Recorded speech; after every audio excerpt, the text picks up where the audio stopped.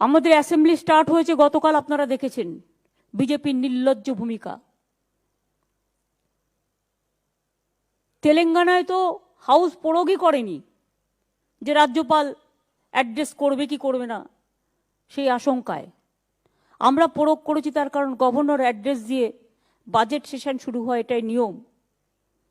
এবং বিজেপির প্ল্যান কালকে ছিল অতি কলঙ্কিত।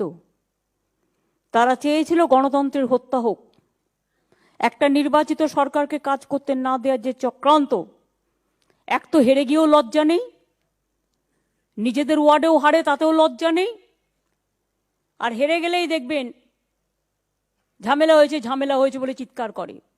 সিপিএমের 34 বছর শাসন করে যারা দেশটাকে বাংলাটাকে শেষ করে দিয়েছে, আজকেও তাধীন করে নাচছে, কোনো লজ্জা নেই।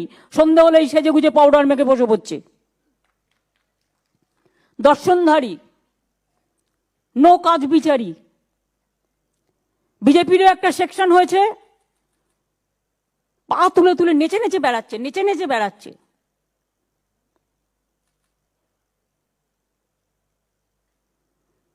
ভেবেছে তৃণমূলটা খুব দুর্বল হয়ে গেছে, তৃণমূল ভদ্রতা করে বলে। তৃণমূলটা দুর্বল নয়।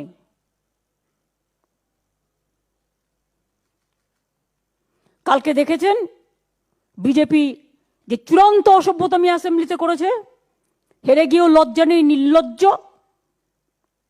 কুৎসাকারীর দল, অপপ্রচারের দল, ষড়যন্ত্রকারীর দল, চক্রান্তকারী দল, দাঙ্গাবাজের দল।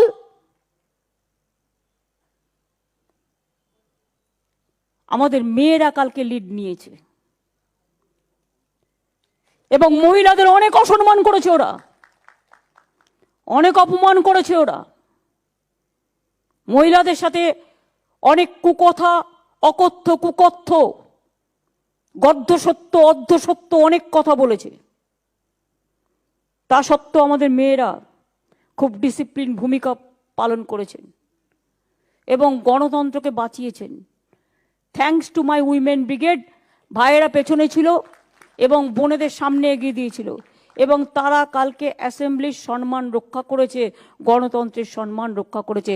এটা দেখে আগামী দিন অন্যরা শিক্ষা নেবে।